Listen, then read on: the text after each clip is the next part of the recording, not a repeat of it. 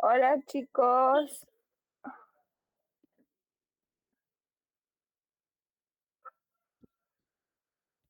hoy me toca sin salón, entonces van a escuchar ruidos de el ambiente.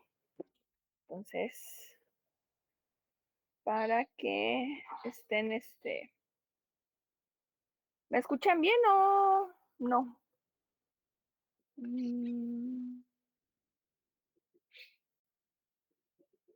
¿Sí se escucha, chicos?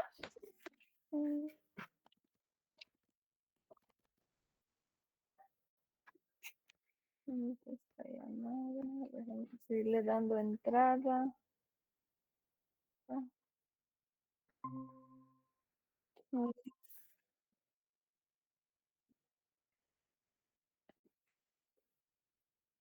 Hola chicos,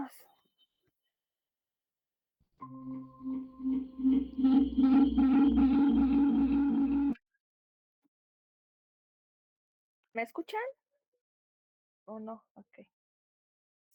Ok, sí, porque les digo que hoy no tengo salón, así que pues van a escuchar el ambiente de la universidad, ¿no? Entonces, pues bueno, ¿tienen dudas de todo lo que hemos visto de la semana pasada? ¿Todo claro? Porque hoy vamos a ver parte del libro, o sea, los que ya lo están leyendo, hoy viene el resumen del resumen, ¿sí? Entonces, para que lo vayan entendiendo, ya explicándosele para qué funciona el ciclo vital de la familia.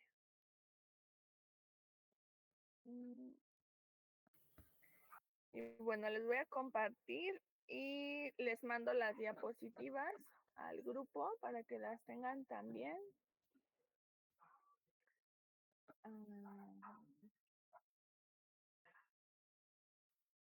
Ya ven, ¿verdad? O sea, ya se ve. Pues bueno. ¿Quién más quiere entrar? Ok. Muy bien, chicos, pues vamos a grabar, que no se nos olvide. Igual, los que les pasaron la grabación me pueden mandar mensaje y yo les doy acceso para que puedan ver de nuevo la grabación nuevamente. ¿Sí? Con su correo.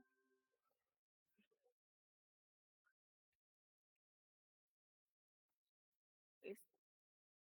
Pues me imagino que han de estar leyendo el libro, ¿verdad? Quiero pensar, mis alumnos bien aplicados, ¿verdad? Quiero pensar. A ver, chicos, ¿leído o han alcanzado a leer del ciclo vital de la familia? O sea, ¿por qué creen que se los mandé a leer? O sea, a lo mejor su maestra no tiene nada que hacer. Sí, no tiene nada que hacer, ¿no? A ver, ¿por qué creen? ¿Por qué creen que les mandé? A ver, Luis.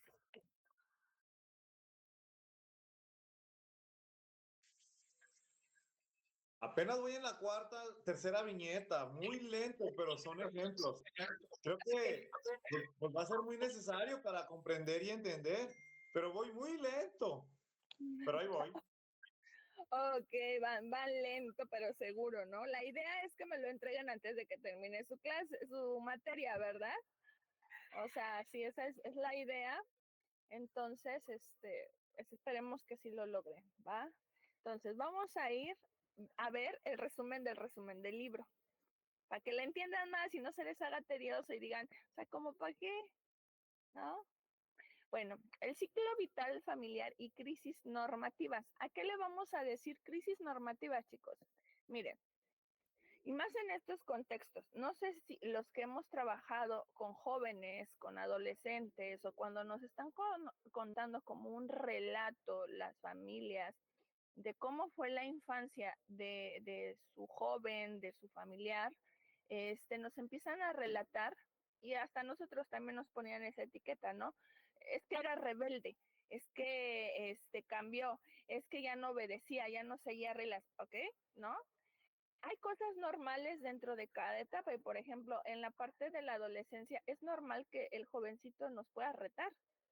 O sea, hay que tener claro que no sea disruptivo. ¿A qué le decimos algo disruptivo u oposicionista? Que yo le diga, párate y él se siente, que un letrero diga no fumar y fume, o sea, que vaya en contra.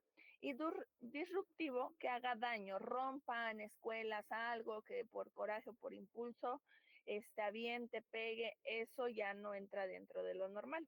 Lo normal sería es que me pueda no retar, pero sí me pueda confrontar con argumentos válidos, el decir, oye, no, porque no sé, ¿no? O sea, si lo regañan de, oye, ¿por qué no barres el dueño de la casa que le rente, ¿no? Y él se lo topa, yo soy tu inquilino, a mí no me puedes decir nada.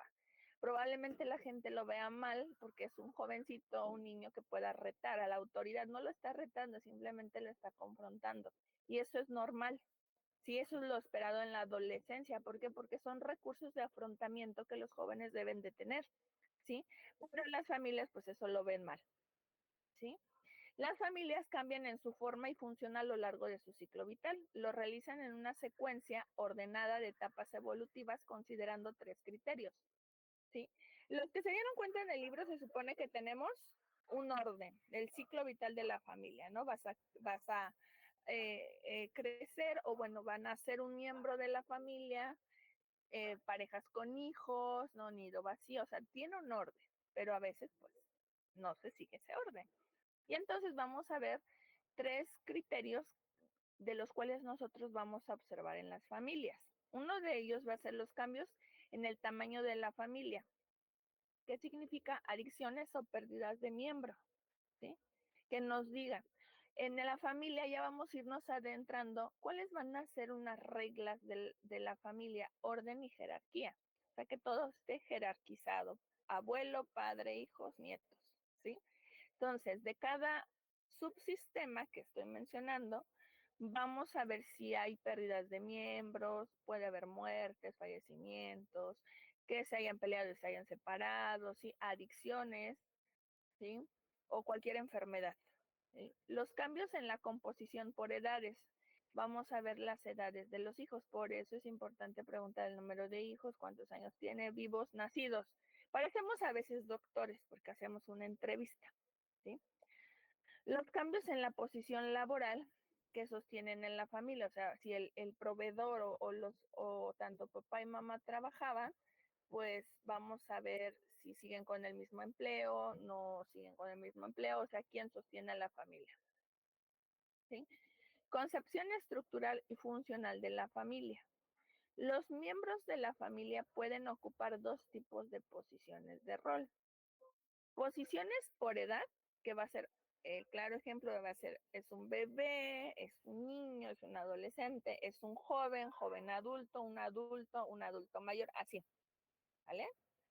Posiciones por relación, que esas van a ser las horizontales, acuérdense que son marido y esposo, padre e hija, hermanos, primos.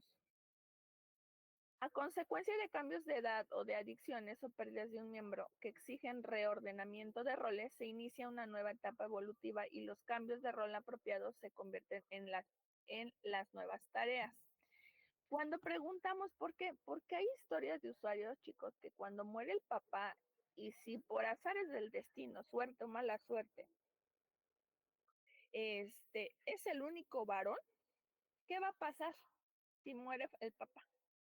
O sea, nuestra cultura que dice que casi casi si hay un niño en la familia, va a escalonar, o sea, va a moverse del lugar y lo van a mover como al hombrecito de la casa, o sea, él va a tener autoridad, imagínense, ¿no? O sea, un niño teniendo poder como un adulto. Por eso cuando crecen estos jovencitos, pues ya no les pueden decir nada, porque su rol fue alterado. Por eso es importante con quién creció, si con la abuela, con la mamá, si hubo un papá que falleció y se fue con los tíos, se fue.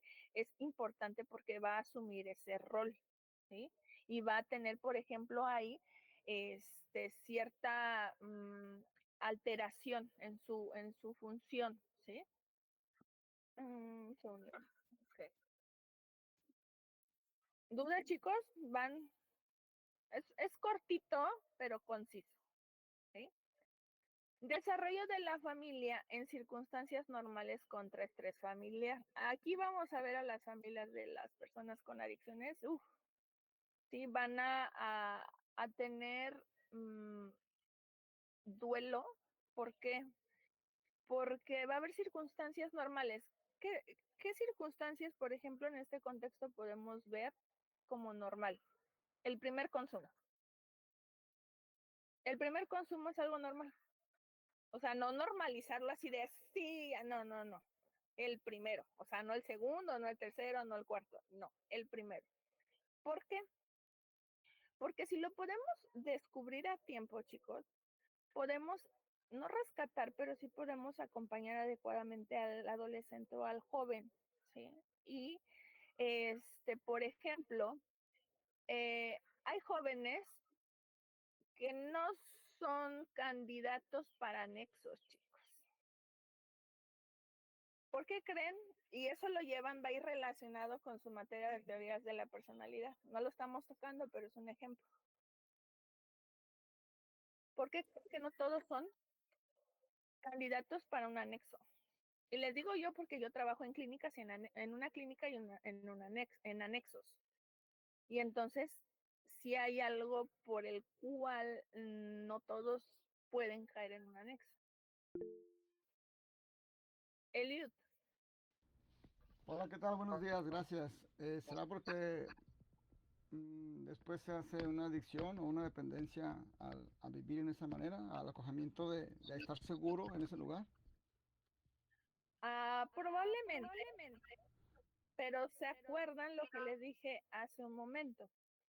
Va a haber cosas normales dentro del desarrollo de la adolescencia, que te puedan retar, ¿no?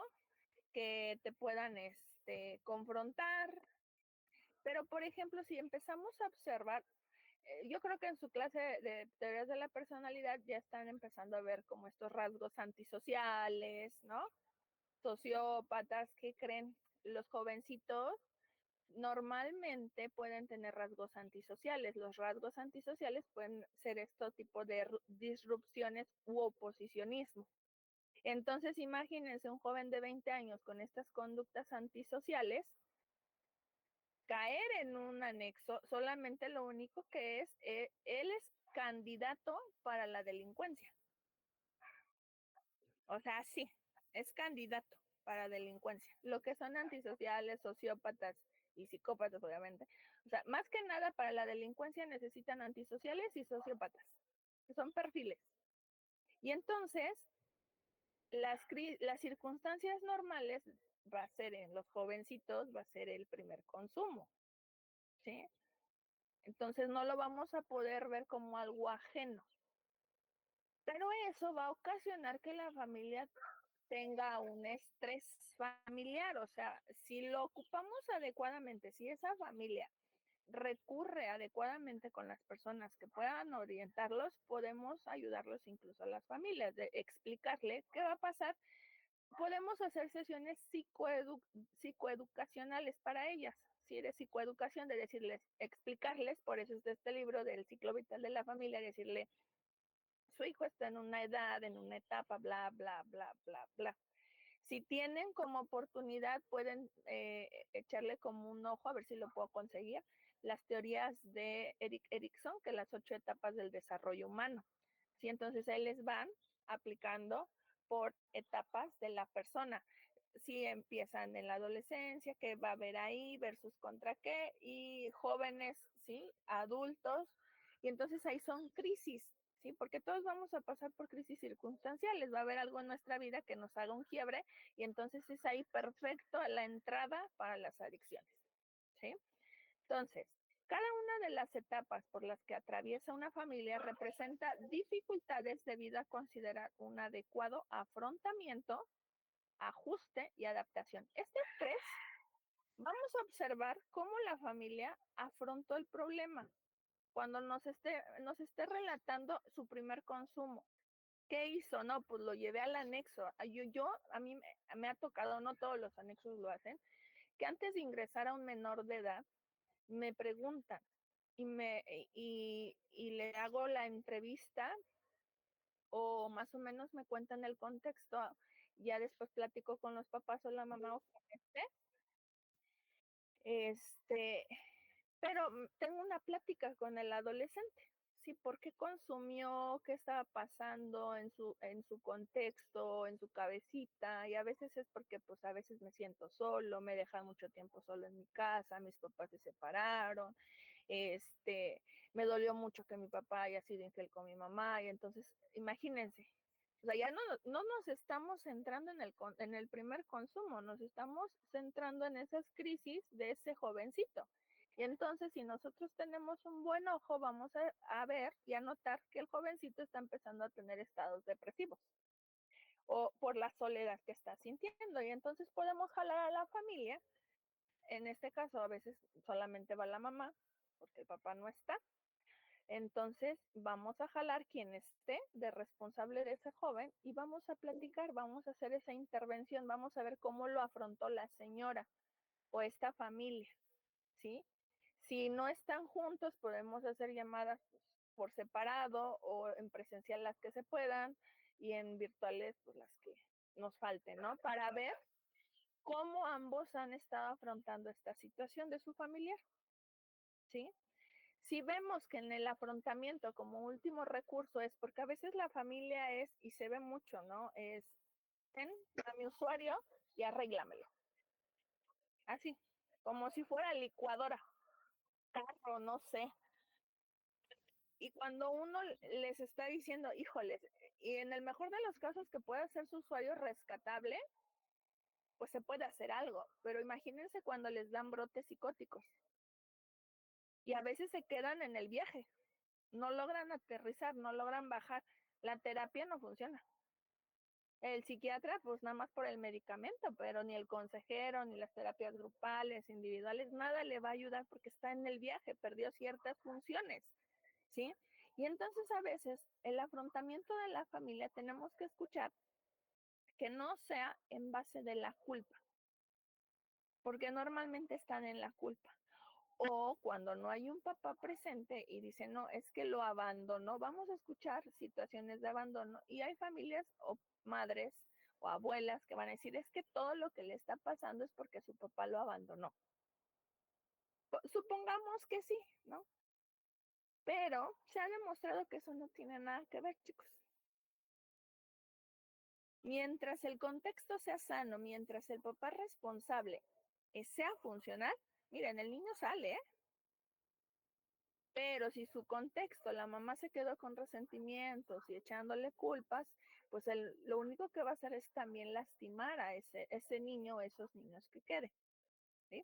Entonces vamos a tener que observar cuál ha sido el afrontamiento de ese sistema familiar, cómo llevó, ¿sí? Y desde qué hizo, a dónde se orientó, qué ha hecho, ¿sí? ¿Por qué? Porque fíjense que las familias, curioso, medio hacen para que digan a ratos que yo estoy haciendo todo lo posible. ¿Cómo es medio hacer? Ya lo llevé a la clínica, estoy preocupada. Son de esas mamás o papás que van a estar cada día, cada 24 horas preguntando por su usuario. Eso se ve tanto en clínicas y tanto en anexos. Es de cómo está, cómo va, cómo esto, cómo lo otro. O sea, quieren informes todos los días, ¿sí? Y entonces, a veces tienen estrés y por ese estrés, en esa preocupación y angustia, ellos están sin resolver porque les dicen, necesito trabajar con usted. No, fíjese que no tengo tiempo, pero está mi hijo ahí o mi esposo, con él trabaje. Imagínense ahí evadiendo, o sea, no está afrontando la situación, ¿sí? O les damos ciertas sesiones que deben de venir, no viene, ¿sí? Los ajustes, ¿qué vamos a observar en los ajustes, chicos? Los ajustes vamos a hacer todos esos cambios que la familia hace. Por ejemplo, cuando nosotros ya empezamos a hacer esa intervención, ay, me perdí, me apareció una leyenda, quién sabe qué. Ah, que le dije que no. Nosotros ya hacemos esta intervención y le decimos, no, mire, usted tiene que poner límites, vamos a trabajar la culpa, vamos a trabajar esto. Y entonces la familia probablemente nos diga, sí, Pero ¿qué tal que no lo hacen? El problema no es cuando el usuario esté dentro, ¿sí? El problema es cuando el usuario salga y empieza a convivir con la familia. Reinsertarlo a ese núcleo familiar como primera instancia. Hay familias que se apoyan, familias que sí nos ayudan, pero hay otras que, híjoles, nos meten el pie y todo lo que puedan. Y de verdad a veces es estresante para nosotros, chicos, ¿sí? Y vamos a ver la adaptación. Va a depender de qué va a variar también, chicos, el grado del consumo del usuario. O sea, no es lo mismo alguien que todavía tiene todas sus funciones cognitivas y está bien, a alguien que ya quedó en el viaje, a alguien que, por ejemplo, ya tiene daño orgánico. ¿Sí? O sea, también va a influir el estrés familiar. ¿Por qué? Porque a mí me tocó trabajar con una esposa codependiente. De hecho, si nos da tiempo, vamos a ver la codependencia en la familia. ¿Sí? ¿Y qué pasaba con esa codependiente? Al principio todo bien. Trabajaba, se dio cuenta que pues se ha hecho daño, o sea, traía un sufrimiento muy grande la señora, pero no podía dejar a su esposo. ¿Por qué? Por ciertas creencias limitantes. ¿Sí? Donde pues hasta que la muerte los separe y bueno, el señor ya tenía demencia senil, ya tenía un daño orgánico considerable y entonces pues el señor siempre estaba medicado. ¿Cuál va a ser el ajuste? Es que sigan con sus tratamientos, sigan con ambos, en este caso pues no, ya no siguieron, y en la adaptación con estas sugerencias, porque a veces se tienen que tomar decisiones. ¿Cuál es? Por ejemplo, decir, en este caso que era un alcohólico, era dejarlo en una casa de día durante las horas laborales de la familia, del hijo y de la mamá. Pero entraron en contradicción y dijeron que no. Entonces se niegan a la adaptación a los nuevos cambios, es decir, es que cómo lo voy a dejar allá, es que cómo yo voy a meter a mi papá y entonces la familia también se rehúsa a seguir esos ajustes y esa nueva dinámica familiar, o sea, su dinámica cambió totalmente. Y entonces los vamos preparando. Yo, yo veo mucho también el duelo en la familia. ¿En el qué sentido vamos a prepararlos en esta aceptación? Porque ellos están en negación de que su familiar ya no tiene las mismas facultades que antes. Y entonces se escucha mal, pero ya empieza a ser una carga. Y de verdad, la señora se veía toda desgastada, ya estaba cansada, pero la familia se cansa. Entonces, al no cumplir este tipo de criterios, pues claramente está que pues la familia nuevamente va a sufrir ese malestar, el esposo va a volver a consumir por estrés, por lo que ustedes quieran, y vuelve otra vez el círculo vicioso, ¿sí? Sumado a los cambios previsibles en el ciclo vital, o sea, lo normal que está pasando debería de pasar, que suelen ser por sí mismos estresantes, ¿a qué le vamos a decir? Situaciones estresantes normales. Por ejemplo, nace un hijo y tenemos uno de preescolar y otro de secundaria, imagínense, ¿no? Y un bebé de brazos. Ah, pues qué estrés, ¿no? Y si a eso le cuentan que uno de sus jovencitos anda con problemas o situaciones de consumo, pues más estrés. Entonces, sí se le va sumando a los acontecimientos súbitos e inesperados que exigen someterse a mayores niveles de estrés y nuevos ajustes. Siempre que haya estrés o veamos en las familias que hay estrés, nosotros tenemos que hacer ajustes. ¿Cómo vamos a hacer los ajustes? Vamos a, a, este, a darles orientación. Ustedes como consejeros, su único trabajo va a ser dar orientación. Sí van a hacer intervenciones, pero siempre y cuando eh, también con el psicólogo a cargo. Acuérdense que ustedes trabajan en conjunto con el psicólogo, ¿sí? No trabajan solitos. ¿Por qué? Porque si ustedes se les atora un poquito, le pueden preguntar al psicólogo a cargo, ¿sí? Entonces vamos a ver que exigen someterse a mayores niveles de estrés y nuevos ajustes.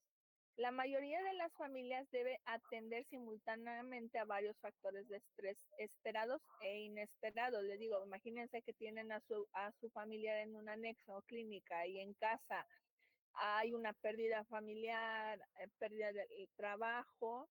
Entonces, sí tienen situaciones que son complejas, ¿sí? Y que por ello probablemente la familia tampoco esté disponible, ¿sí? Y en esos lugares donde van a dejar a sus usuarios, pues al final del día es como una manera de descansar para la familia, ¿saben? O sea, esa es la realidad. O sea, la familia descansa del usuario, ¿sí?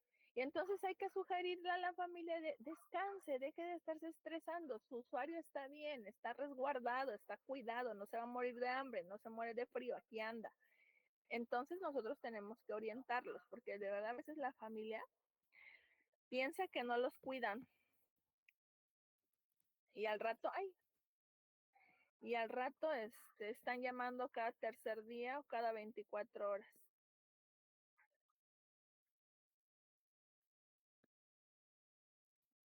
Hasta acá, ¿alguna duda? O sea, es el resumen de su libro, chicos, ¿eh? O sea, todas esas 100 y cacho de hojas resumidas en 7 diapositivas. Eso solamente es lo más importante. ¿Dudas? ¿Ya van entendiendo el libro de las poquitas hojas que han leído? Oh, ¿dudas? No, ¿verdad? Yo siempre digo, o lo explico muy bien o quién sabe qué pase, ¿no? O no me entienden, ¿no? No, probablemente, ¿no? Tareas evolutivas, familiares e individuales. Tenemos que ver al sistema familiar, ¿sí? Como un todo, pero también recuerden lo que vimos al principio de la materia, la suma de sus partes. O sea, todo influye, no lo podemos ver aislado. Por ejemplo, esta mamá echándole la culpa al papá, que porque el papá no estuvo y es el responsable de que su hijo haya caído en consumo y en un brote psicótico. Entonces, no, ¿eh? No, no, no. O sea, no lo podemos ver así. No puede existir. Existen a la vez tareas familiares universales y paralelamente las tareas psicológicas individuales, las cuales se entrelazan. ¿Cuáles son las tareas familiares universales? ¿A qué creen que digan? Una familia va a haber tareas universales, o sea, que esas son inamovibles. ¿Qué creen? ¿Sí? Tareas familiares. Cada uno que tenga su rol. Que mamá sea mamá, ¿sí? Que papá sea papá, que la abuela sea abuela, no que ande criando ni ande metiendo ahí la mano, que me se la cuna, porque al rato quieren enseñarle a la hija de, oye, estás criando mal a tus hijos, ya te están faltando, o sea, ya, señora, usted ya crió, deje acá que cometan los errores, ¿no? Así son las personas grandes, no quieren. O la mamá le quita esa capacidad de aprendizaje al papá, ¿no? De no lo cargues así, no lo sabes hacer y mejor quítate, lo hago yo, ¿no? También pobrecitos hombres no los dejan paternar, ¿no? Sí, la verdad, aquí de todos hablamos, aquí nadie se exenta. Que los hermanos sean hermanos, sin que no el hermano mayor sea el papá o la mamá de sus hermanitos, ¿sí? Vamos a tener eso cuidado. Nada más esas son las tareas familiares universales, así de simple, que todos estén cumpliendo un rol, ¿sí? Cuando ese rol está alterado, desde ahí, o sea, la familia es desorganizada, está desorganizado ese ambiente, por eso está, o sea, no vamos a justificar al usuario porque al final del día es una elección, pero también influye, ¿sí? También la carga biológica influye, ¿sí? Entonces, es un todo para acompañar. Y las tareas psicológicas individuales, lo que a mí me toca hacer como individuo, lo que sí está bien, o sea, desde mi sano juicio, por así decirlo. ¿Sí? Muchas veces las necesidades familiares pueden diferir de las individuales. ¿Cuáles creen que sean las necesidades familiares? Por ejemplo, algunos relatos de usuarios, y más cuando son hijos, las familias son es que necesito que estudies, necesito que seas alguien, necesito que casi te cases porque eres mujer, que sirvas, o sea, esas ideas que se tienen, ¿sí? La necesidad familiar. O cuando muere un papá, la necesidad familiar, ¿cuál va a ser? Que rolen a un hijo a esa posición, ¿sí? La necesidad de la familia es de, vámonos, agarramos al más grande y lo pasamos aquí. Puede ser diferente de las individuales. No quiero hacerlo, no me gusta, ¿sí? No es lo que yo quiero hacer o ser. ¿Sí? Ahí va a empezar a ver la parte evolutiva. ¿Sí? La parte evolutiva, por ejemplo, es que yo me pueda ir en algún punto de mi ciclo vital de la vida. Pero a veces las familias somos, más en México, somos más aprensivas. Los quieren tener en la casa, aun cuando se casen, cuando tengan hijos, bueno, ahí quieren vivir. Produce siempre estrés cuando se va a pasar de una etapa a otra, porque siempre existe el conflicto entre el deseo de que se mantengan las cosas tal como están contra el cambio. La etapa más clara y vista es la adolescencia. Escuchen los discursos de las mamás de los usuarios. Es que mi hijo así no era. Me gustaría que fuera como antes, que sí obedecía, que sí no sé qué, que sí no sé cuánto. No, pues eso no va a pasar. Entonces hay que explicarle a la mamá que parte de la evolución, de su ciclo vital, de su jovencito, es que eso es normal, o sea, el que me pueda contestar, el que quiera irse, el que no quiera hacer lo que yo le diga, está bien, pero a veces los papás no están preparados para el cambio. Y entonces, pues es ahí donde nos echan a perder, ¿no? Entonces, por eso tenemos, no sé ustedes, pero yo a veces tengo usuarios que parecen niños, se comportan como niños, porque la mamá, mi chiquito, mi bebé, mi príncipe. No, pues, ¿cómo les digo? Que ya creció, ya es un hombre, es un joven, es un adulto, no que no lo trate así, pero bueno.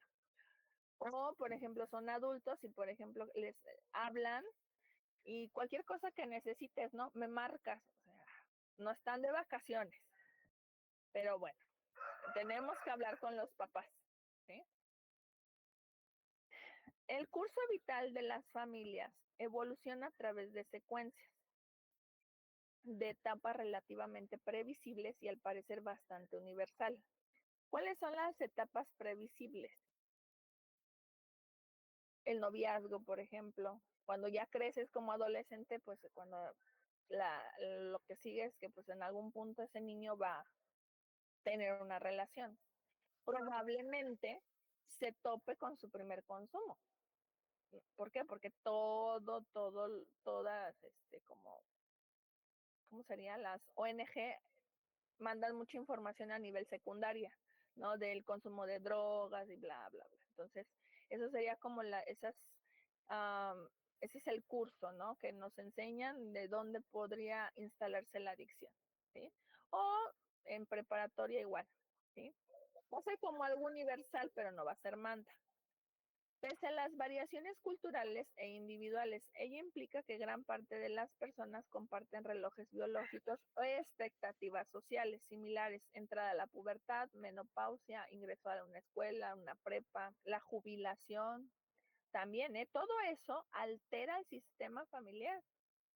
Y van a ver, imagínense el usuario ahí adentro y pasando aquí afuera todo eso. La mamá, a mí me ha tocado mamás de usuarios en la menopausia. ¿Se imaginan cómo se pone?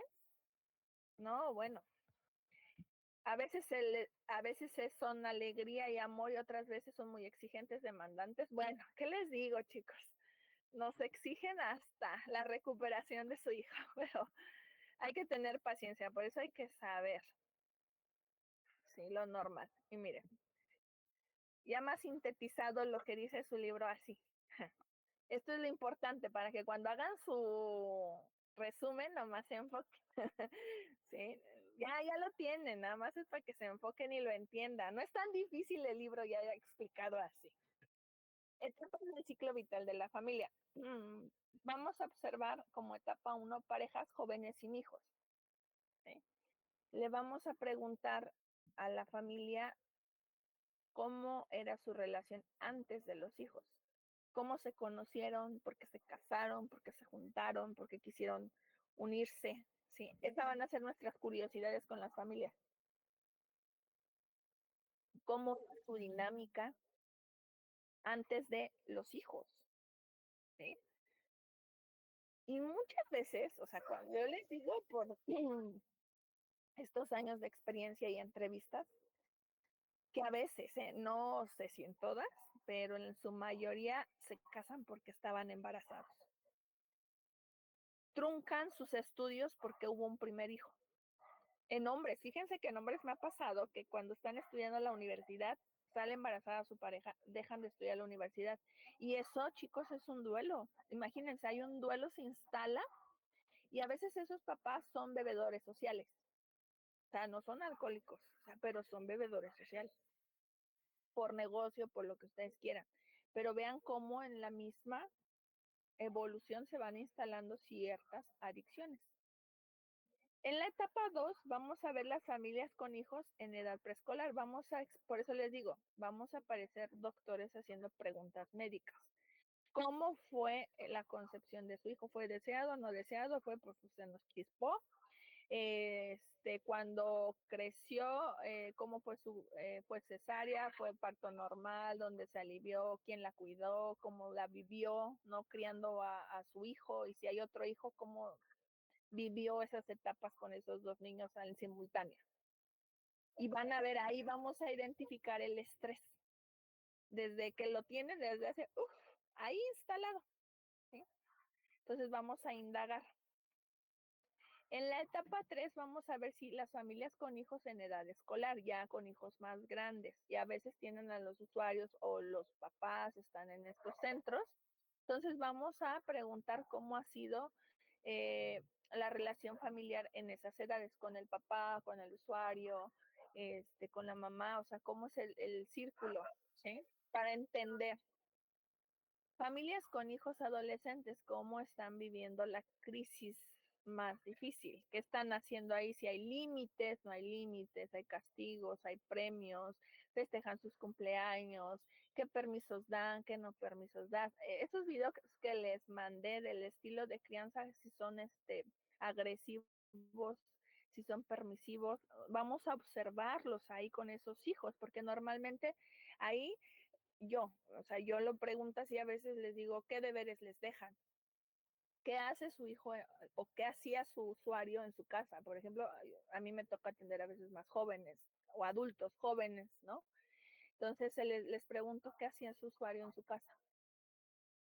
Lavaba su ropa, quién le hacía de comer, en qué le ayudaba, ¿no? Y entonces ahí vamos a ir indagando que el usuario pues no conoce la responsabilidad, ¿sí? Desde ahí, ¿sí? Entonces vamos a hacernos curiosos. Familias con hijos en proceso de emancipación. ¿Se acuerdan qué es la emancipación? Ya se los dije desde la sesión pasada. ¿Se acuerdan? ¿O no se acuerdan? Pregunta de examen. Ya los voy a reprobar, chicos. La emancipación, chicos, es cuando, por ejemplo, se van a estudiar a la universidad y tienen que cambiar, dejar de vivir con sus papás o se independizan. Normalmente esta edad debe de empezar como los 23, 25 años. Debería, normalmente. Ya ver dónde voy a vivir, o sea, y si viven con sus papás, o sea, no es que se tengan que ir ya, ¿no? Me decían, joven, y si yo quiero vivir, seguir viviendo con ellos, y yo así como de, o también se van a encontrar, ¿saben qué? Personas que, que siguen estudiando, porque según la ley los protege, porque están estudiando. Y hay personas que es el eterno estudiante. O sea, ya van en la maestría, en el doctorado y siguen estudiando esperando a que los papás les sigan pagando. Y no, incluso los papás han puesto demandas, para que saquen a sus hijitos, de decirle, ya, mijo, ya contigo, ya cumplí. Esa es la idea, chicos, o sea, también no se espanten, ¿no? A veces vamos a tenerle que sugerir a la familia que eso pase, ¿sí? Y vamos a tener familias con el nido vacío. Curiosamente, con el tema de usuarios, fíjense que esta etapa se la brinca, ¿sí? El nido vacío es un duelo, ¿sí? ¿Por qué? Porque siempre estamos conectados con ser papás, papás, pero no nos enseñan en qué momento yo ya debo de dejar de ser papá.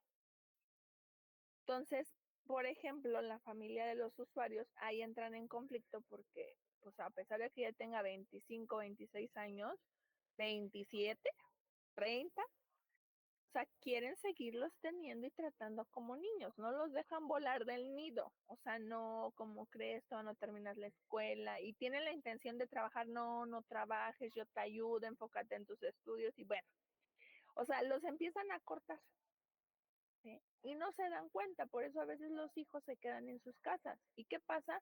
Los papás nunca terminan de ser papás, incluso ellos mismos los dicen, ¿no? Cuando se casan, incluso sus hijos les llevan a los nietos y ellos mismos dicen, no he dejado de ser papá, porque si no cuida a los hijos, los nietos, ¿no? Entonces, ¿qué pasa si nosotros le retiramos, por ejemplo, al usuario?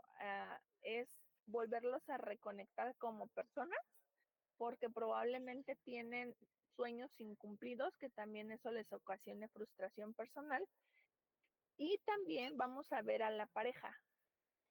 Normalmente cuando un usuario se recupera, la pareja entra en crisis y ahí se andan separando porque ya no saben qué hacer, no saben cómo comportarse sin un hijo adicto. ¿Sí? O sea, ¿cómo voy a funcionar o con una pareja que fue adicta? O sea, hay mucho conflicto porque no están acostumbrados, han como rodado en esta misma convivencia desde la adicción.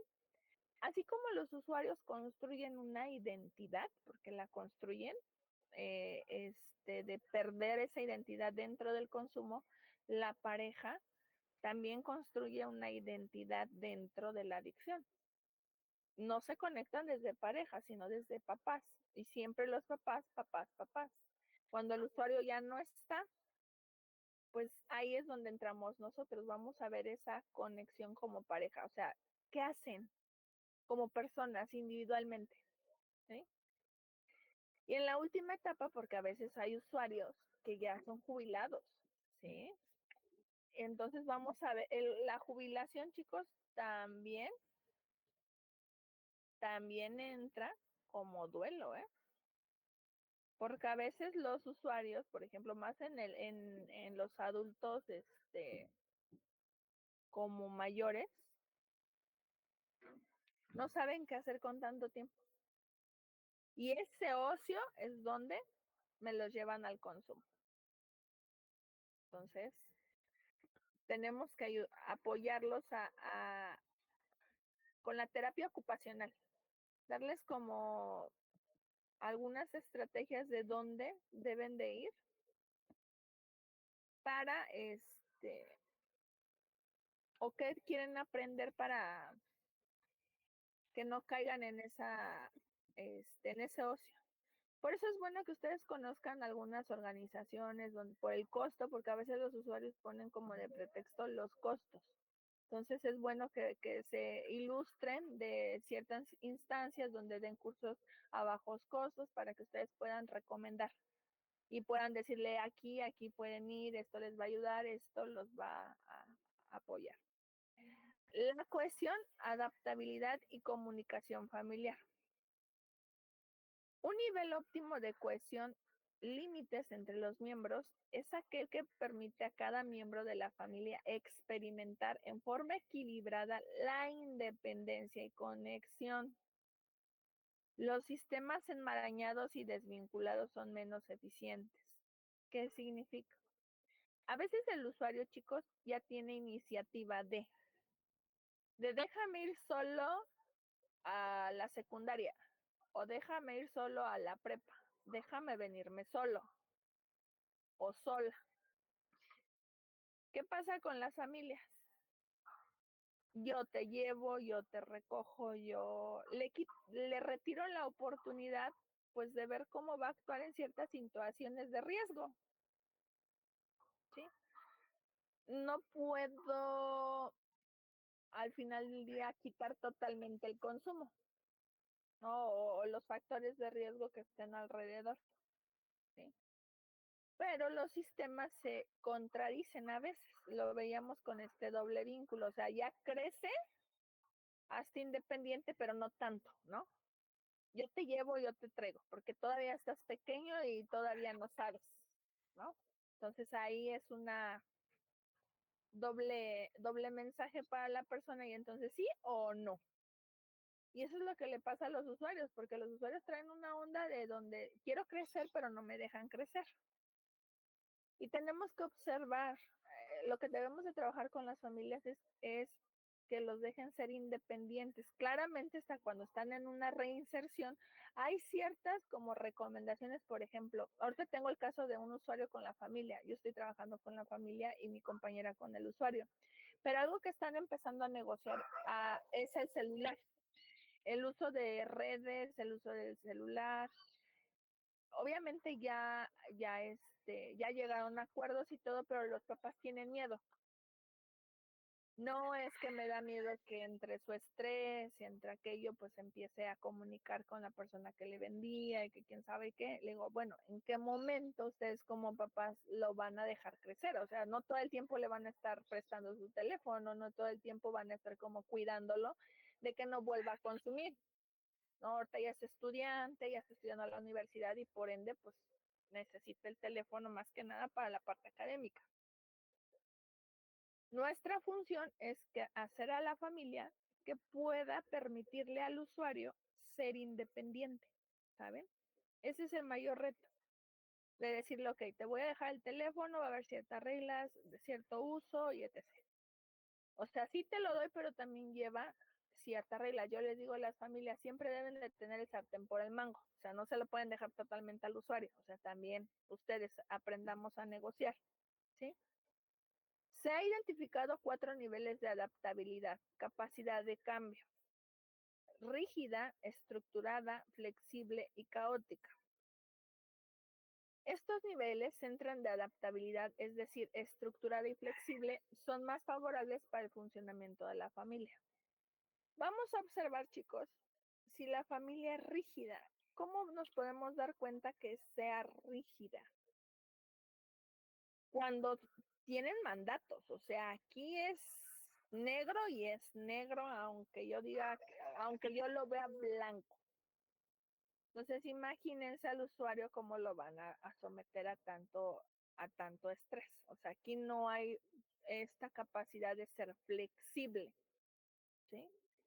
La estructurada va a ser como muy metodológica, va a ser de aquí igual, su reto estas dos van a tener el reto de ser flexibles, ¿sí? Van a ser flexibles. Y ojalá que todas las familias fueran flexibles, ¿verdad? Porque la flexibilidad nos da la partida de entrar. Van a adaptarse más rápido al cambio, nos van a permitir entrar con nueva información. Y la peor y la menos recomendable es la caótica, todos contra todos. Y le echan la culpa al usuario para acabarla de amolar. ¿Sí? Entonces, pues, ¿hacia dónde? ¿No? Si es estructurada, qué mejor que sea estructurada y flexible. ¿Qué significa estructurada, chicos? Lo mismo, que cada uno cumpla sus roles. Esa sería la combinación perfecta, estructurada y flexible. Esa. Pero bueno, las familias de ellos no son así. Normalmente son caóticas y rígidas o violentas también. Las habilidades para la comunicación positiva, la empatía, la escucha reflexiva, comentarios de apoyo, etc. Capacitan a las parejas y familias para compartir sus necesidades y preferencias cambiantes, en tanto se relacionen con la cohesión y adaptabilidad. Las habilidades negativas reducen el mínimo de la capacidad de la familia de compartir sentimientos y ya no alcanzo a ver, y restringen su movimiento en las otras dos dimensiones. Entonces vamos a ver que la familia tiene que desarrollar habilidades. Estas habilidades, chicos, de empatía. La empatía es, ¿qué creen que sea la empatía, chicos? El coloquial. Dime. Bueno, yo siento que la empatía es como el poder entender el punto de vista o el lugar de la otra persona, o sea, cómo se siente, cómo piensa o algo así. Podría ser, sí, estás bien. Muchas veces creen que es ponerse en los zapatos del otro. Yo no creo porque hay situaciones donde va a depender mucho la estructura de la persona, los recursos de la persona, y entonces eso de ponerme en sus zapatos pues va a estar cañón, ¿no? Lo que sí puedo hacer es, puedo dimensionar, ¿no? El decir, bueno, si a mí me pasara esto, pues cómo reaccionaría, pues probablemente no tan bien, ¿no? Y entonces con esa empatía yo puedo ser considerada y entonces no voy a juzgar. Por ejemplo, cuando las familias solamente están juzgando al usuario. Es que eres así, así, así, por eso esto y esto y esto pasa. Y todas estas situaciones, el usuario pues obviamente siente que recaen en él.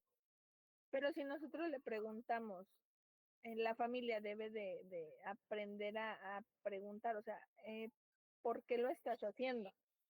O sea, lejos de decir, te comportas de esta manera o de la otra, o haces esto, no, o sea, ¿qué pasa? ¿Qué está pasando? O sea, si les están diciendo, a ver, me dolió el abandono, me dolió esto, muchas veces los papás son de, ay, o sea, no te duele nada, no necesitas, a ti que te puede doler, ¿no? Si lo tienes todo.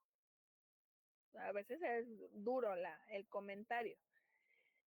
Y entonces, los papás de los usuarios tienden a ser simpáticos. La simpatía es el otro lado de la empatía. ¿Qué significa la simpatía? Hago su problema al mío. Quiero que mi hijo no sufra lo mismo que yo sufrí. ¿Y qué significa eso? Que le voy a dar todo lo que a mí me faltó. O sea, yo no estoy viendo al usuario. Yo no estoy viendo al usuario. Yo estoy viendo mi necesidad. Y eso es egoísta a veces como papás, porque no le estoy preguntando a mi hijo, a mi familiar, qué necesitas tú, sino que estoy llenando vacíos muy personales. ¿Sí? O va a haber situaciones como de apatía, que solemos ser indiferentes, ¿no? Nos pueden decir los usuarios, esto me molesta, esto no me agrada, y nosotros podemos responder con indiferencia. A ti que te puede doler, a ti que te puede pasar, no los escuchamos y solo nos damos la vuelta. O la antipatía. La antipatía va a ser esta parte donde todavía le echamos limón y sal a la herida. O sea, ya saben los usuarios que se equivocaron, pero como familias es, ya ves, te lo dije, yo tenía razón. Y me hubieras hecho caso y a lo mejor no hubieras sufrido, imagínense, o sea, pobre, ya les estamos dando, o sea, si de por sí ya estaban mal, pues más mal se van a poner. Por eso es muy compleja la comunicación en la familia. Y en la comunicación esta escucha reflexiva es que también los papás o las familias pueden escuchar el otro lado, no nada más es decir, él se está equivocando, él está consumiendo, sino también ellos que se den cuenta que pueden ser un factor de riesgo, ¿sí? Y también esta parte de enseñarlos a comunicarse, o sea, su malestar, o sea, sí pueden decir, o sea, sí se pueden enojar, también tienen derecho de enojarse, de una manera asertiva. ¿Por qué? Porque cuando se ponen en una parte muy negativa, lejos de ayudarnos con el usuario, chicos, no nos ponen factores de riesgo. ¿Hasta acá tienen alguna duda? ¿Les queda claro el libro? Porque es más que nada el libro. O sea ya vimos el resumen del libro, chicos. Para los que ya lo están leyendo y se les hizo así como muy complicado o se les estaba haciendo complicado, solamente en eso se tienen que fijar. Las últimas etapas de la familia, del ciclo vital de la familia, ahí deben de poner atención, nada más ahí. Ustedes pueden ver la familia en qué etapa está y si se cumplieron. Si se cumplieron, van a seguir su curso y si no, en alguna de esas etapas se va a estancar. Y ahí empiezan todos los problemas, chicos. ¿Preguntas? ¿Dudas? Callen ahora o hablen, ¿no? Les digo que lo explico re bien, entonces. A ver, dime. Yo tengo una pregunta. El resumen se lo vamos a entregar a usted, pero más o menos como de cuánto tiene que ser o... Normalmente lo pido de 2 cuartillas. Normalmente. 2, 3 cuartillas. Si lo pueden hacer conciso, mejor. O sea, más que nada ya vieron como que el resumen del libro en 7 diapositivas. Es el resumen del resumen. ¿Y cuándo se entregaría o cuándo lo pediría? Ese me lo entregan al final de la materia. ¿Sale? Entonces, ya, ¿no? ¿Dudas? ¿Preguntas? ¿Otras preguntas? ¿No? Muy bien. Pues vamos a ver el nido vacío, chicos.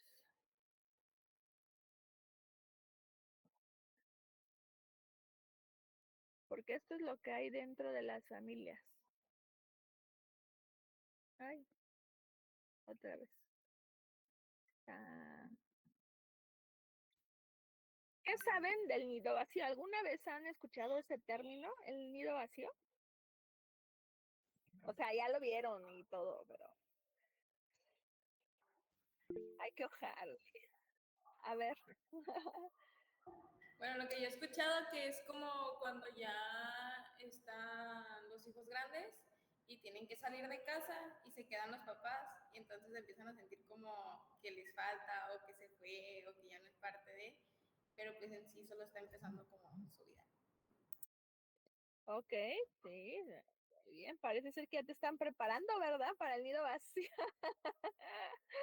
Ya te están diciendo, ¿no? De ya, en cualquier momento te pido que te vayas. ¿No? A ver, los demás que saben por nido vacío, por ejemplo, las personas grandes, ¿no? O sea, lo han experimentado, lo están experimentando. ¿Alguna vez han escuchado ese término? Bien innovador. El nido vacío, ¿no? Ok. Pues el nido vacío va a ser referencia a la respuesta emocional y física que experimenta un padre o una madre cuando sus hijos se van de casa. Esto lo acuñó la psicoterapeuta Rose Oliver, ¿sí? En los años 70. O sea, imagínense, desde los años 70 se sabe de esto. Normalmente este tipo de experiencia emocional está marcada por respuestas emocionales negativas, depresivas o ansiosas. Eso tiene que observar en la familia y más cuando hay hijos grandes, porque si hay hijos grandes y no se ha cumplido la emancipación, le vamos a preguntar, ¿por qué sus hijos siguen viviendo aquí? y tenemos que escucharlos. Tenemos que observar esas respuestas emocionales, si son depresivas, son ansiosas, son de angustia. Normalmente van a escucharlas de angustia, ¿sí? De preocupación, de que ellos creen que sus hijos no van a poder ser nada allá afuera, o sea, que pobrecito se los va a comer el mundo, ¿no? Y algo curioso, ¿no? Ellos mismos les ponen como una correa a los hijos, ¿no? O inconscientemente lo hacen, ¿no? Por este amor ciego a veces, este amor ciego de decir, voy a cuidarlos, protegerlos y amarlos y darle todo, ¿no? Entonces, desde este amor ciego, ¿qué pasa a nivel psicológico de una persona? Cuando yo te empiezo a dar todo, todo, todo, y no, necesito esto, yo te lo busco. Me falta esto, no, yo voy. Y entonces le doy, le doy, le doy, le doy, le doy. Es como ponerle un collar, ¿no? Como adiestrarlo, como a un animalito, ¿no? Que se sienta solamente aquí seguro. Y probablemente me puede hacer el berrinche entre su salida de yo ya quiero irme y todo. Pueden soltarle esa cadenita, pero como siempre les han dado todo, todo, ¿qué va a pasar con esa persona cuando decida irse a la vida?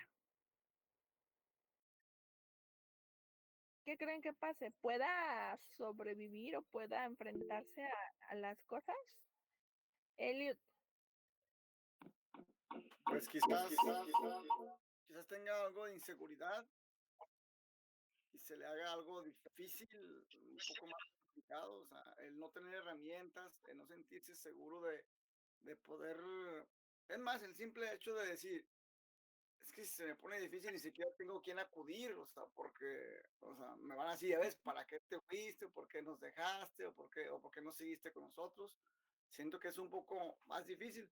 Yo, por ejemplo, pues sí, a veces quienes somos más rebeldes y de más temprana edad, antes de esa edad de la emancipación, nos brincamos esa etapa, nos adelantamos y andamos así de valientes y también cometemos bastante errores, pero tenemos muchas opciones, o sea, aquí o acá o acá. Y yo veo que generalmente la gente ya adulta, cuando pasa eso, pues se les cierra un poco más el mundo o batallan más, o sea, sufren más, de hecho sufren, de hecho de no poder dar más sufrimiento. Por ejemplo, yo en lo personal, yo decía, no, pues ni pedo, pues yo sabía que así era esto, y pues ahora busca otra opción, busca otra opción, pero cuando es a esa edad ya adulta, pues yo pienso que hay un poco más de, pues como que van encaminados, pero como que un poquito así como que a batallarle más, porque no tienen ni idea. Exactamente, Elliot. ¿Quién más sigue? Sí. Siento que también se vería afectado su autoestima, su autonomía y se crearía una persona dependiente y que no sería segura de tomar decisiones ni tampoco de poder decidir algo, sino que siempre tendría que ir a buscar a alguien o estar debajo de alguien más. Exacto, tienen razón. ¿Y saben qué va a hacer esa persona? Se va a volver a regresar y solito se va a poner el collar. Solito, ¿eh? Solito. Desde esta dependencia, desde esta inseguridad de decir, chin, se me cerró el mundo. No, pues entonces, ¿qué pasa con los usuarios y las familias? Las familias a veces los condicionan malamente. Es que si tú regresas vas a hacer lo que yo te digo. Y pues el usuario anda en búsqueda de validación, aceptación y reconocimiento, que creen que hace, solito va y se pone el collarcito. ¿Sí? Entonces, lo que tenemos que trabajar con el usuario es esto que mencionan, el autoestima, que genere nuevamente seguridad y hacerle una persona autónoma, que si puede, se va a equivocar, sí, que le va a costar un poco más de trabajo, sí, pero lo puede lograr. Y con las familias vamos a tener que trabajar la dependencia, es de, señora, déjelo crecer, ya no le lave la ropa, ya no le ponga la comida. No se muere de hambre, porque a veces dice, es que pobre mi hijo, no sé qué, no se muere de hambre, o sea, usted déjelo, si quiere comer lo que coma, pues que coma, pero ya déjelo, es que su ropa, o empiezan a desvalidar, por ejemplo, a las parejas, es que no le lava, no le pone lunch, o sea, si es una pareja, no su mamá, también en esa parte, o sea, vean, porque a veces los usuarios buscan exactamente una pareja que les pueda hacer esta parte maternarse con la pareja, o sea, van buscando, o sea, nunca terminan de irse, ¿no? Por eso a veces las mamás entran en conflicto. Luis. Sí, gracias. Yo soy uno de esos. Por ejemplo, a mi mamá me lo dio todo en cuanto pudo. Y obviamente salí buscando algo igual con mi esposa, ¿va? Ahorita que estoy ya tratando de ocuparme en mis cosas, siendo responsable respecto hasta, ¿por qué no? El hacerme la comida que yo quiero, que a mí me gusta. Siento que ella lo toma como personal y hasta como que se siente que está pasando, te estoy perdiendo. Pero no, yo estoy trabajando esa parte en mí porque yo sé que traigo eso y tengo una dependencia bien grande también a mi esposa, a mi pareja actual. Por ejemplo, veo eso y ella como que se lo toma mal, se siente agredida. Con los niños, yo desde cuando le he estado diciendo, por ejemplo, que les deje ese rol de que hagan las cosas que aportan en el hogar, tiendan su cama, laven y eso, trapeen, barran, pero le hacen todo mal. O sea, no pueden dejar de hacerlo porque es que no lo hace bien. Le dije, es que si no lo hace bien, pues nunca lo vas a dejar que sea responsable. Y yo le pongo el ejemplo, mis hijos o mi hijo va a estar como yo y aumentadito si tú sigues igual. Le dije, a mí ya me pasó, le dije, le estás dando todo en charola de plata y nada más basta que lo pruebe para que se nos vaya. Le dije, estamos muy a tiempo, pues tiene 14 años y les cuesta, o también a mí me cuesta trabajo, más hasta cuando se enferma mi pareja, bien preocupado antes, ¿qué tendrá? ¿Ya no me quedará? ¿Qué pasa? O sea, una así bien tóxico, bien mal. Ahorita lo estoy identificando yo de esa manera. Cierto que pues me voy a lo mío porque es más sencillo de visualizar. Gracias. Sí, gracias a ti por compartirlo. Vean, no vamos tan alejados de la realidad, por eso son, si eso es a nuestra persona, ahora imagínense los usuarios en las familias y luego si se encuentran familias bien rígidas que nos mandan por allá y no, usted que me va a enseñar, usted que me va a decir es mi hijo y lo cuida casi, casi, entonces sí, es difícil, de verdad, es a veces difícil trabajar con la familia. Yo siempre he dicho que la familia puede ser nuestro mayor aliado o nuestro peor enemigo, de verdad. O sea, sí. Ahora, ustedes tienen que observar, ya vieron, las emociones pueden ser negativas, depresivas o ansiosas. Vamos a observarlo con angustia, desesperación y exceso de preocupación, estados de ánimo súper mala onda. Pero en la parte de sentimientos van a sentir o les van a decir es que no quiero que se vaya porque me voy a sentir sola, me voy a sentir triste y lo considero una pérdida. No estoy lista todavía para que mi hijo se vaya. Entonces, imagínense la parte de los sentimientos de las mamás, más que nada son las mamás, porque fíjense que los papás, híjole, sí tienen, cuando intentan como educarlos y meterles como un poquito de mano dura, yo he observado en las familias, la mamá sale a la defensa. Es que no le hables así, es que no. Para evitar eso, chicos, primero pongan de acuerdo a la familia y ya después los dejan. Pero nunca dejen que dentro de una sesión familiar desvaliden a uno o a otro, ¿sí? Porque entonces el usuario ahí ya nos da la vuelta y les da la vuelta a los papás. Entonces, antes de meter a trabajar al usuario con la familia, primero trabajamos con la familia, enseñarles la importancia de ponerse de acuerdo y entre ellos mismos exista comunicación y que delante de los hijos, aunque sean adultos, no se, menos que sea consumidor sobre todo, se pueden estar agarrando del chongo. Porque entonces el usuario es bien inteligente, acuérdense, son manipuladores por excelencia con doctorado y maestría y chantajistas y entonces, pues bueno, ahí entran y de ahí nos destronan todo el trabajo familiar que podemos tener o avances, ¿no? Que podamos hacer. En un primer momento, todos estos sentimientos son completamente normales. Eso va a ser lo normal. O sea, en estas crisis normativas, una etapa de la familia va a ser el nido vacío. O sea, hasta cierto punto es normal. ¿Sí? Vamos a darle la parte de normalidad. ¿Cuándo empieza a ser anormal todo esto? ¿Cuándo creen?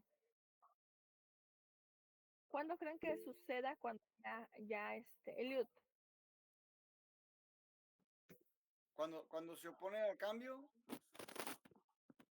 Exactamente, esa podría ser una muy buena observación. Cuando se van a oponer en el cambio, pero además, hace rato mencionaban de la dependencia. El triángulo de la dependencia, acuérdense que hay uno que es rescatador, cuidador y salvador. Normalmente va a estar la mamá. Y adivinen, la persona dependiente tiene la misma maestría y doctorado del chantaje y manipulación. ¿Qué va a pasar con la mamá? Se va a enfermar. Me siento mal. Me vas a abandonar ahorita que más te necesito. Sí. Sí, nomás los ven riéndose, como que se acordaron de algo, ¿verdad? Se acordaron de algo ahí. Sí, es la verdad. O los papás varones empiezan a decir, yo que te lo di todo, y así nos pagas. Y sí, y como hijos dices tú, ay, me la ponen difícil, no me puedo ir. ¿Por qué? Porque tienen en esta sensación de pérdida, o sea, no sé elaborar mi pérdida, no sé vivir sin un hijo adicto, no sé vivir sin una pareja adicta. O sea, esa es la realidad, o sea, han construido una familia en base a la adicción. Si se dan cuenta, la familia de un usuario ha construido su dinámica familiar en base a una adicción. Quítenles la adicción y a ver qué queda. Es ahí donde la familia entra en crisis. Ahí muchas familias truenan a veces, ¿sí? Por esa parte. Entonces, ¿sí va a ser normal todo eso que puedan sentir? Sí. ¿Dónde ya no es normal? Cuando ya pasa un tiempo y entonces empiezo a utilizar otro tipo de situaciones o recursos para mantener a mi hijo o a mi pareja conmigo. ¿Qué pasa con las esposas de un adicto? O también un adicto o una pareja. Ambos pueden decir, si te vas, me mato. Y se hacen daño, ¿eh? Realmente sí se hacen daño. Ya sea la pareja o el esposo, si tú te vas, si tú me dejas, me voy y consumo, voy y me quito la vida. O sea, de verdad, o sea, de verdad. Son cosas y situaciones que, híjoles, ya van al grado extremo de la dependencia. Vamos a ver síntomas del nido vacío, digo, que para que tengan una idea de qué es lo que van a ver, ¿no? Sensación de tristeza y de vacío. Eso va a ser normal. Así que la mamá pueda decir, es que yo no sé cómo voy a continuar. Los papás también se sientan desorientados y también se sientan con un huequito. O sea, va a ser normal. Deseos de llanto que aparecen con bastante frecuencia, que lloran, de es que lo extraño porque se va a ir lejos, bla, bla, bla. ¿Sí? Sensación de que la vida ha perdido sentido. ¿Qué más sigue? A ver, siempre he sido papá, mamá durante 30 años, 40 años. ¿Qué más sigue? O sea, no sé hacer nada más que ser papá o mamá. Y eso vean que es una frustración muy grande. ¿Por qué? Porque va a ser pérdida de sueños. Eso es también considerado una pérdida. Pérdida de sueños de no haberse autorrealizado como personas. Ahí fíjense que a varias parejas les pasa eso. Entonces es una frustración muy grande con ellos mismos. O sea, no se están quejando de ser papás, o sea, lo disfrutaron y todo, pero en ese espacio es el momento idóneo de decir, híjoles, me faltó hacer más por mí, ¿sí? Y entonces ahí tenemos que enganchar a la familia, que ellos mismos se volteen a ver y me quiten el foco del usuario o del familiar o del hijo, ¿sí? Porque toda su atención gira alrededor del usuario. Entonces la idea con la familia es que también le retiren todo ese foco. Sensación de no tener rumbo ni nada por hacer. O sea, entran como en una monotonía, chicos. O sea, llego antes y le daba de comer a mi hijo y por eso luego les andan pidiendo a los nietos, andan cuidando a hijos ajenos. no sé si se dan cuenta que se empiezan a llenar de plantas o de perros. Nomás para que vean. O sea, no saben estar sin cuidar. Dificultad para experimentar placer con actividades con las que antes se obtenía. Por ejemplo, hay gente que dice, yo antes hacía ejercicio, pero hace años que no lo hago y pues ya no me gusta. Antes me gustaba aprender. No, pues ya tiene años que yo no aprendo, yo no hago nada. ¿Sí? Entonces ya no tienen el mismo gusto. Cuando pase eso, porque pues normalmente se quedan 30 años siendo papás, es volverlos a ayudarles a redescubrirse. ¿Qué te gusta ahora? O sea, porque a lo mejor no tienes la misma condición que hace 30 años. Entonces, ¿qué te gusta ahora que pasó el tiempo? Vamos a darles sugerencias. Hay que caminar, vámonos a, no sé, a meditar, vámonos a casas de día, vamos a aprender, no sé, tejer, bordar, cocinar. O sea, les vamos a dar una amplia gama de situaciones para que ellos mismos puedan seguir. Recuerdos constantes de la infancia de los hijos y deseo de hablar frecuentemente con ellos. O sea, quieren hablar todos los días. O sea, todo, y si no les contestan, entran en angustia y en desesperación. Es que qué estar haciendo, le pasó algo, ¿por qué no llaman, por qué no informan? Deberíamos de estar, no sé, deberían de estar diciendo todos los días cómo están. Y en algunas clínicas, chicos, mandan fotos todos los días de ellos. O sea, hay familiares que les piden fotos o audios de ellos. ¿Ustedes creen? O sea, imagínense todos los días. No, pues no. Sí, Luis, así como de, no, no, sí te entiendo. No, y luego te mandan, es que invaden, o sea, a veces el celular está invadido, de verdad, es que ¿qué están haciendo? ¿Y qué le están dando de comer? Y es que, ay, no, así como que señora, déjenlo incluso en su recuperación solo, sí, de verdad. Molestias somáticas como mareos, dolor de cabeza, las mamás se les sube la presión, se les baja el azúcar, o sea, se enferman horriblemente para que hagan que los usuarios o los hijos no se puedan ir.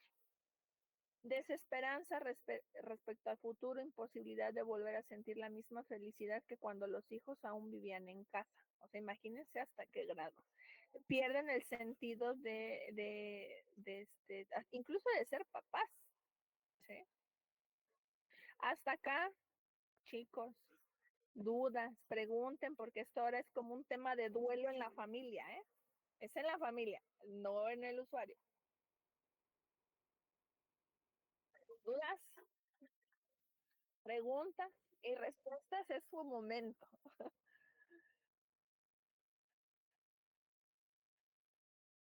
No, ok. Vamos a ver las etapas del duelo aplicadas en el nido vacío. O sea, es lo mismito, nada más que va a tener otro contexto. ¿Qué vamos a ver en la negación? O sea, muchos de ustedes a lo mejor ya saben cuáles son las etapas del duelo, ¿no? La negación, el enojo, la tristeza, la negociación, la aceptación, ¿sí? Ok. Más o menos las conocen, entonces ahora vamos a aplicarlas en el duelo, porque también se aplican en los usuarios también, en las familias también, o sea, todo se gira, se puede aplicar donde guste. La negación va a ser la respuesta de rechazo ante la nueva situación. Como padres pensamos que los hijos regresarán durante las vacaciones para pasar tiempo juntos, pero lo cierto es que su casa ahora es otra y el hogar familiar pasará a ser solo un lugar de visita. Fíjense que los papás se toman muy personal cuando, por ejemplo, no quieren pasar sus hijos noches de sembrina con ellos. Entran en conflicto. ¿Por qué no vienes? ¿Por qué no vas a venir? Y que o sea, entran en un conflicto. O sea, imagínense, si al usuario le estamos diciendo, no puedes estar en un lugar donde hay alcohol o algún tipo de situación, porque probablemente para un alcohólico su sustancia de impacto, hay que tener cuidado. La sustancia de impacto es con la que yo tengo problemas. Puede ser el alcoholismo, el cristal, la marihuana, etc. Pero en esa entrevista que nosotros hacemos, ¿qué drogas has consumido? Obviamente los usuarios nos dan una lista de todo lo que consumen, pero también observamos que su droga de impacto o su sustancia es la que les ha producido las recaídas. Pero, por ejemplo, a veces se les va a antojar, uno es desencadenante del otro. Por ejemplo, yo he escuchado usuarios o usuarias que dicen que su droga de impacto es la cocaína, pero toman 1 o 2 copas de mezcal, de tequila, y eso es el detonador para ir a buscar el dealer. O sea, no tienen broncas con el alcohol, pero ellos consumiendo alcohol son detonadores o desencadenantes para buscar la sustancia de impacto. O, por ejemplo, ¿qué les pasa en los centros de rehabilitación o en las clínicas? Que se les puede antojar, no sé, les preguntamos, ¿has consumido marihuana? ¿Cuántas veces? Y a veces la marihuana es como el sustituto de varias cosas. Y entonces, probablemente tengan antojo de marihuana, pero antojo, va a ser un antojo, no va a ser la de impacto. Y probablemente ahí puedan desencadenar, ¿sí? Entonces, ¿qué pasa cuando los usuarios les decimos, no puedes ir si hay un lugar donde consuman alcohol? A veces las familias, pues en fechas de ese tipo, hay alcohol, hay alcohol. A lo mejor no lo hacen a propósito, pero a mí sí me ha tocado familias que quitan el alcohol de sus convivencias, y funciona, la verdad funciona, pero son muy raras las que se unen a la chamba de decir, a ver, si van a hacer fiestas, no hay alcohol. De verdad, son muy poquitas familias que se unen a este reto, porque pues imagínense, es la base de toda la convivencia. Sí lo hay, sí, yo he tenido familias así, chicos, sí lo hay, pero 2 en muchos casos. Entonces, ¿qué pasa? Pues el usuario en el entendido dice, ¿sabes qué? No voy a ir. Y entonces la familia de tanto insistir, por ejemplo, probablemente pueda conseguir que el usuario regrese por esa fecha. ¿Qué otras fechas podemos tener cuando se casan, por ejemplo, los usuarios y viven en otro lugar? ¿Y por qué te vas a ir tan lejos? ¿Y por qué no vives aquí al ladito? ¿No? A 3 cuadras. O sea, están en mucha negación. Incluso hay familias que les compran casa a los usuarios con sus familias para que vivan a 3 cuadras. O sea, sí los hay. Vean hasta dónde está la negación. De no, ¿por qué se va a ir? No se va mi hijo. Y vamos a tener la ira en el nido vacío. En esta etapa del nido vacío aparecen las emociones caóticas y podemos observar la ira y el dolor en los padres.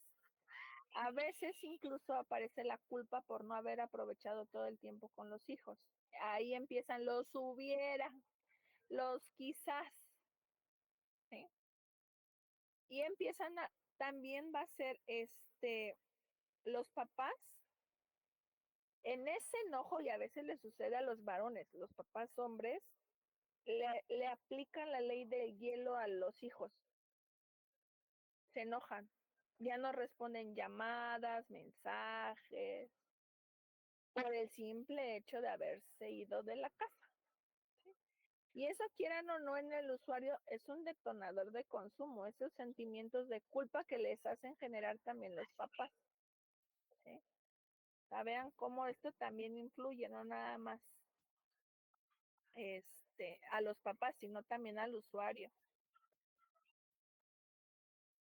Vamos a ver una etapa que va a ser la negociación. En esta nueva etapa conviven la añoranza de lo perdido y el compromiso hacia la recuperación. Se establecen nuevas metas para superar la situación de dolor personal. ¿Qué significa? En esta negociación voy a hacer, yo lo voy a ir a ver. Y luego las mamás se instalan. Las mamás se instalan en las casas de los hijos, van de visita una semana y se quedan un mes, ¿no? Con el pretexto de, es que te extrañé mucho, ¿no? Pero eso es en la negociación de la mamá, ¿no? Si yo voy, si me ves, si yo, o sea, esa va a ser, la negociación tiene la emoción de la esperanza. O sea, me da esa esperanza de que en algún punto mi hijo se va a dar cuenta. Si yo voy y lo apapacho mucho, va a decir, ay, que extraño el amor de mi mamá y vámonos para acá. Y vamos a regresar. Pero es una mala compañía la esperanza, ¿eh? La esperanza es la emoción menos agradable dentro del duelo, porque nos da esperanzas donde no las hay. Y vamos a tener la depresión o la tristeza. En esta otra etapa implica nuevamente sentimientos de vacío y pérdida. Se pasa la búsqueda del hijo a través de recuerdos y en ocasiones implica la idealización de estos. Es aquí cuando a los papás se les olvida todo el por qué a veces les pedían, porque a veces les pedían de, oye, a ver cuándo ya te vas, a ver cuándo ya creces, a ver cuándo ya te independizas. O sea, les exigían en algún punto, pero con esta parte va a hacer que yo justifique e idealice y decir, no, pues sí es que era bueno, no, es que era agradable que él estuviera. Entonces, esa memoria va a, por ejemplo, si yo le pedí que se retirara porque pues ya estaba grande, ya tenía que tener cierta responsabilidad ya con su vida, el simple hecho de pasarme en la parte de la tristeza me va a dar una añoranza, voy a entrar en melancolía o nostalgia, ¿sí?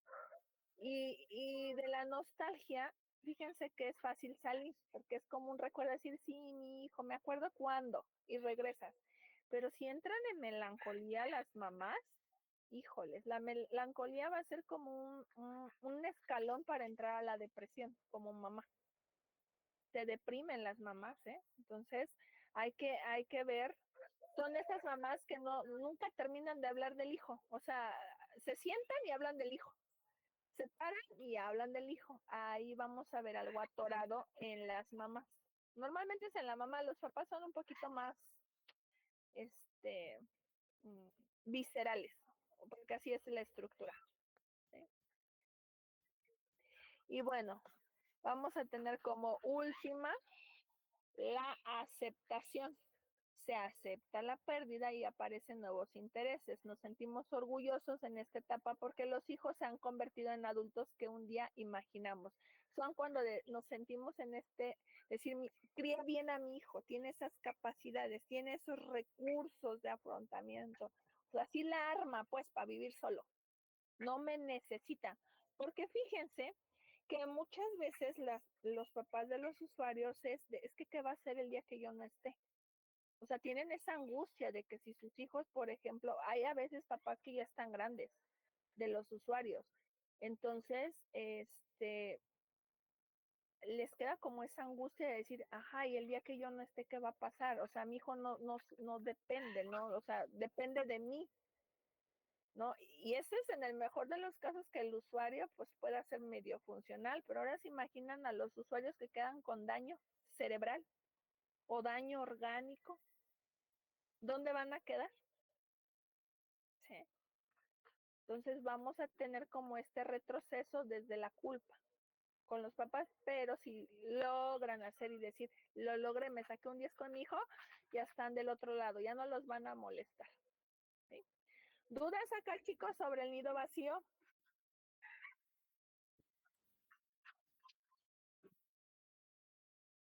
¿Dudas? Pregunten. ¿Alguna vez habían escuchado el nido vacío en estos contextos de adicciones?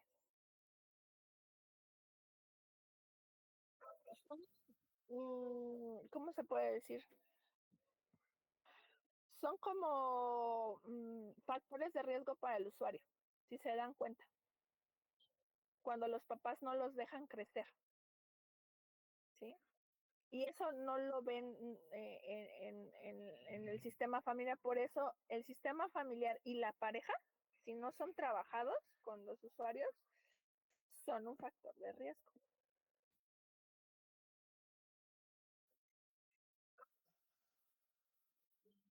No, bueno, chicos, no preguntan, no sean así, díganme, tengo dudas, ¿no? Bueno. Es que he explicado muy bien, maestra, no nos quedan dudas. Aunque no les quedan dudas. Cuando les haga examen, a ver si es cierto. A ver si es cierto. Luis,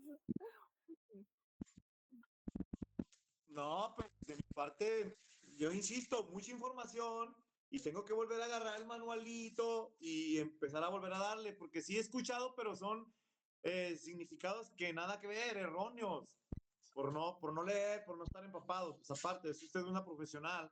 Ahorita sí todo bien padre, lo tengo así, pero pues hay que apoyarme. La verdad,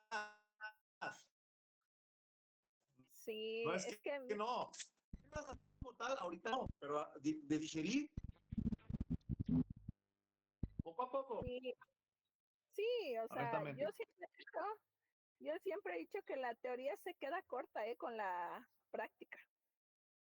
La práctica solamente es para que la teoría nada más es para que no te pierdas, pero la realidad, chicos, si ustedes se van a dedicar a esto, es diferente. Supera la realidad, la ficción que nos dice.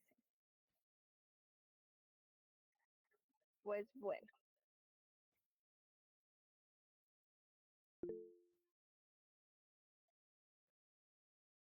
dime, antes de que. Ah, Hola, hola. hola.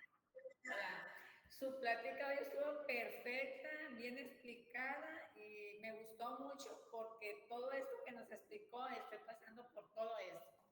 Ok, Tengo un hijo anexado, tengo un hijo en casa y todo fue para mí, como quien dice. Gracias, muy bonita su explicación. gracias, chicos. Sí, es que primero hay que vivirlo, ¿no? Hay que identificarnos nosotros dónde tenemos que trabajar. Ya cuando uno lo trabaja, lo identifica, dice, ah, bueno, ya podemos acompañar a otros, porque ya le entendemos. Y bueno, chicos, venimos al tema más esperado. Y ya se nos va a acabar el tiempo. Solamente 11 minutos, son bastantes diapositivas, pero ¿qué es la codependencia? ¿Qué conocen como codependencia y por qué es necesario observarla en la familia?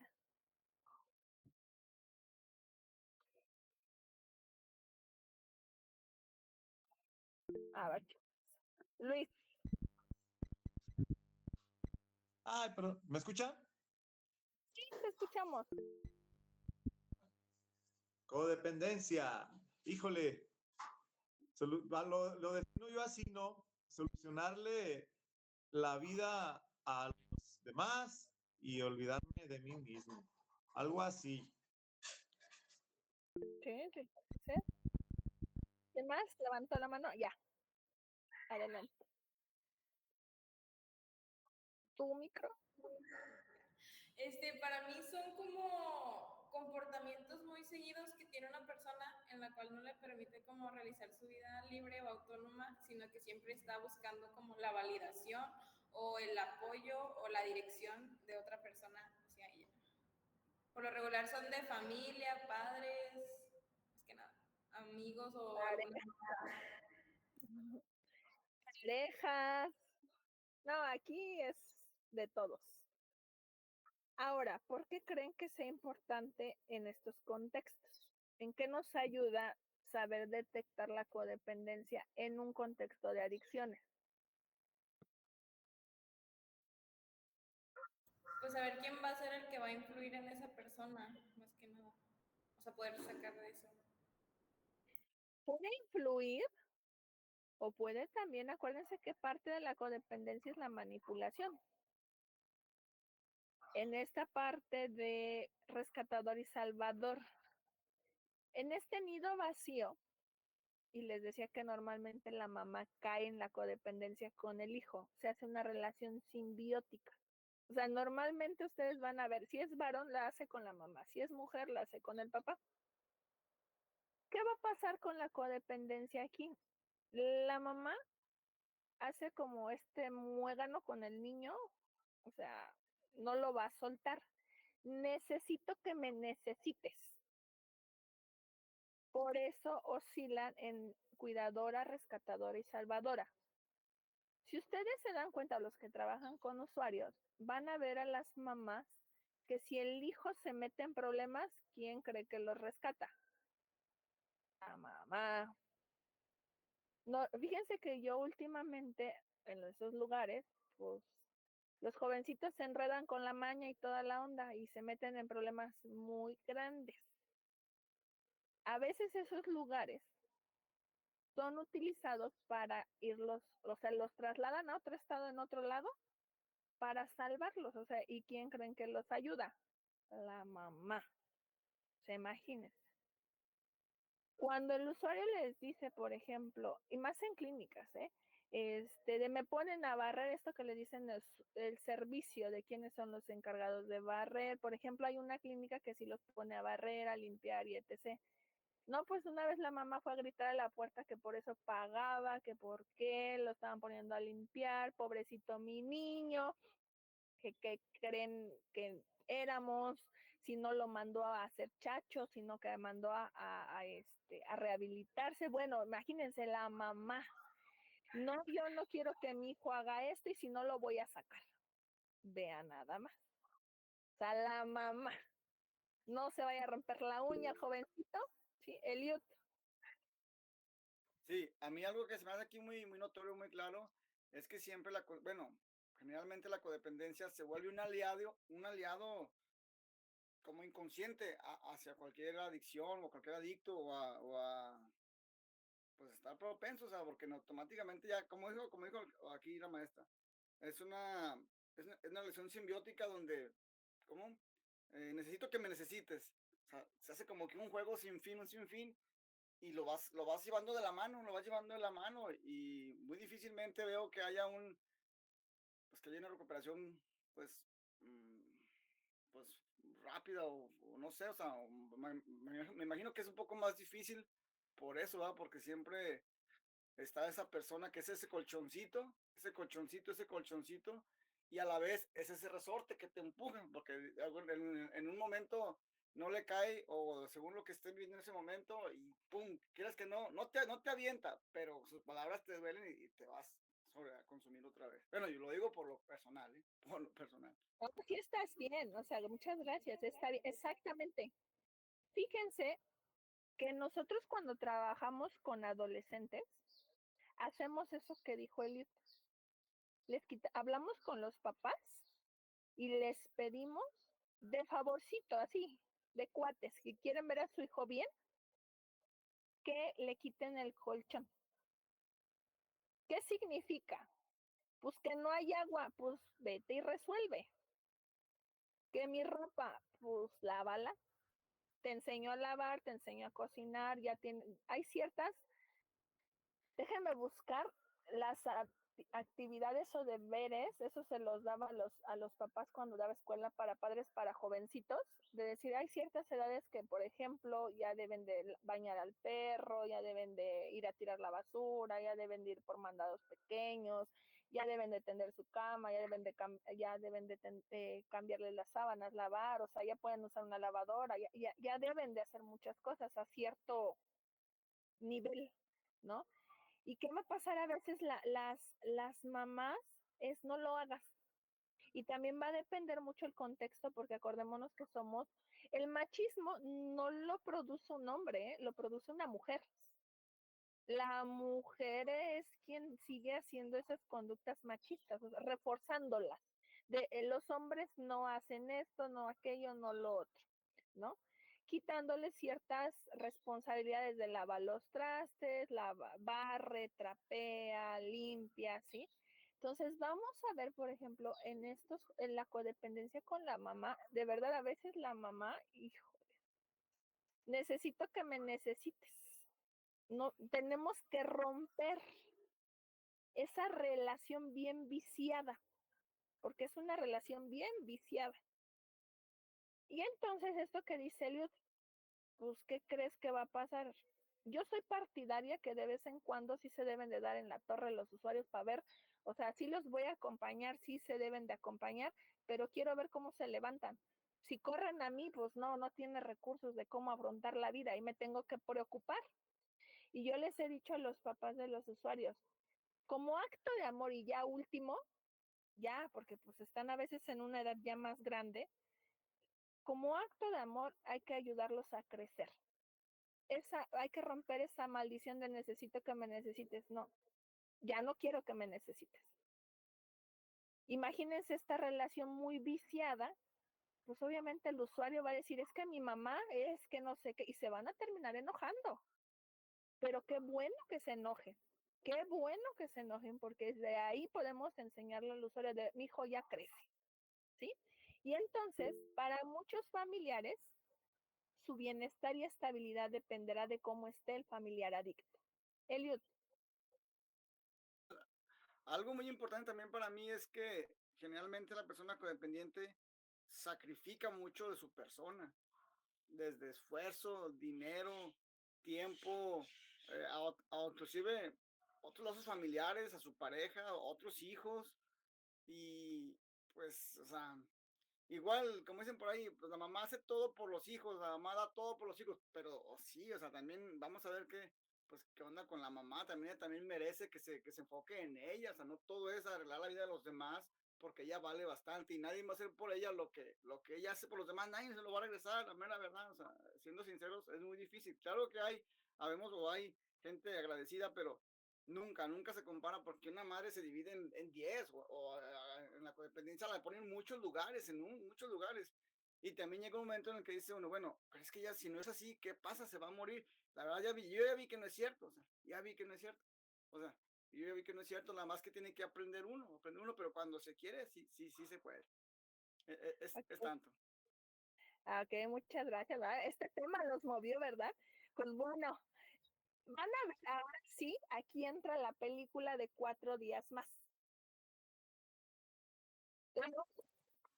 Sí, esa es excelente ejemplo de una mamá, de codependencia, todo lo que da. Y la vamos a comentar la siguiente sesión,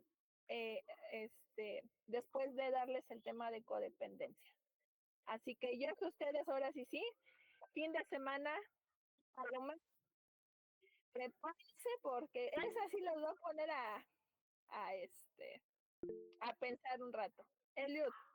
Maestra, yo no entendí el libro, por más que le doy vuelta y le doy vuelta, no lo lograba entender. Ahorita con el resumen ya va a estar más fácil, pero la película se me hizo papita. La película dije, hacía años que no había una película así seguidita, y dije, no manches, fueron 5 minutos, pero pues, ya lo iba entendiendo con lo que estaba haciendo la muchacha y con esa mamá, ya sabía por dónde iba en todo y ay, pues vi muchas cosas. Bueno, ahí le vas a entender al tema de codependencia en la siguiente sesión. ¿Vale, chicos? Entonces les mando ahorita las 3 diapositivas que vimos y tienen que ver ahora sí, la película 4 días más, porque va a ser para la siguiente sesión, ¿va? Pues de mi parte ha sido todo, chicos, muchas gracias por su tiempo. Vayan a desayunar para que en las siguientes sesiones tengan actitud. Cualquier cosa estamos a sus órdenes por WhatsApp. ¿Va que va? Cuídense, bonito fin de semana, chicos. Gracias. Gracias. Bonito fin. Bye. Gracias.